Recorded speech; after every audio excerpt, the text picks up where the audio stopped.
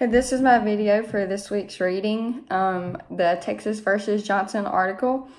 This article talks about the Texas versus Johnson case and talks about how the U.S. Supreme Court ruled in the 1989 that the burning of the U.S. flag, how it protected the form of speech in the First Amendment. This case originated, and it talks about how it happened in the Republican convention in Dallas in 1984 when President Reagan was candidate that year in the presidential election. When Johnson was part of that group, he was protesting against Reagan's policies, and he was handed an American flag and put kerosene on the American flag and lit it on fire in front of the Dallas City Hall. He was then arrested after violating the Texas state laws. He prohibited the desecration of the U.S. flag, and he was eventually convicted and fined $2,000 and sentenced for a year in jail. His conviction, was overturned by the Texas court, and he appealed he appealed and argued that the symbolic speech was protected by the First Amendment. Rehnquist argued that the burning of the American flag served no useful communicative function and should not be considered a form of speech by the First Amendment. Actually, in July of 1998, it stated that the House of Representatives, when they passed the flag desecration, I'm not sure exactly how to pronounce that, amendment to the Constitution. And then it stated, in his dissent, Rehnquist proposed an argument grounded in the history of the flag as the emotional symbol of the nation and indirect associations of earlier legal precedents. And then in his opinions, he actually quoted parts of the national anthem and poetry, and actually it stated that he quoted parts of the Star Spangled Banner also. He goes on to say that the flag symbolizes the nation in peace as well as in war. No other American symbol has been as universally honored as the flag, which is very true.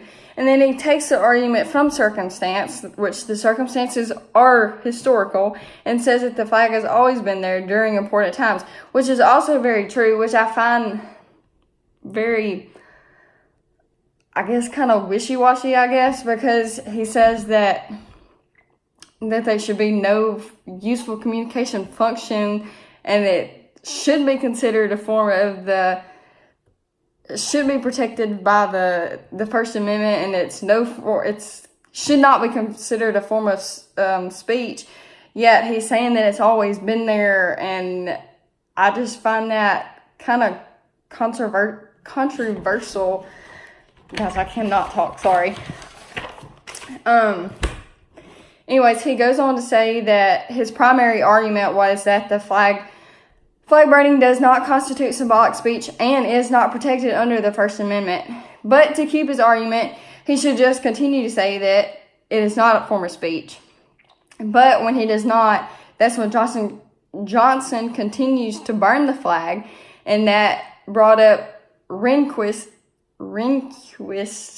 second major legal argument up about the flag desecration being an incitement of violence.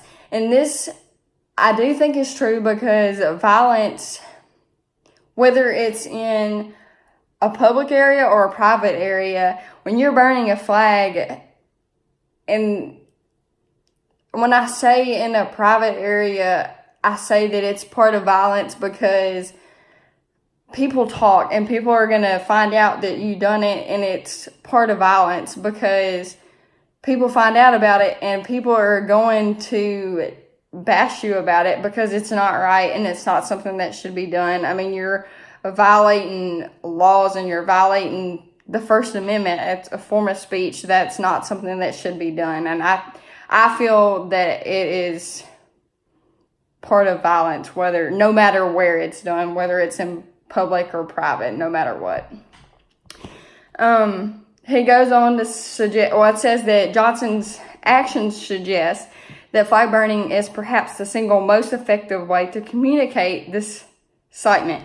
And I feel like there's no need to elaborate on that. I feel like that is just as it is said. Rehnquist's final argument, he finally comes to his senses and says that the flag constitutes national property which the government has the right to protect from harm. And he concludes with his arguments that the flag should be protected from discrimination. I feel like that if he would have just come to his senses to begin with, and shouldn't have just been using his opinions, his emotional opinions to begin with, I feel like none of this would have all been brought up such a big argument. But he did come to his senses, and Johnson got his sentencing and fine. So that's my reading and my elaboration for the week. Hope y'all enjoyed.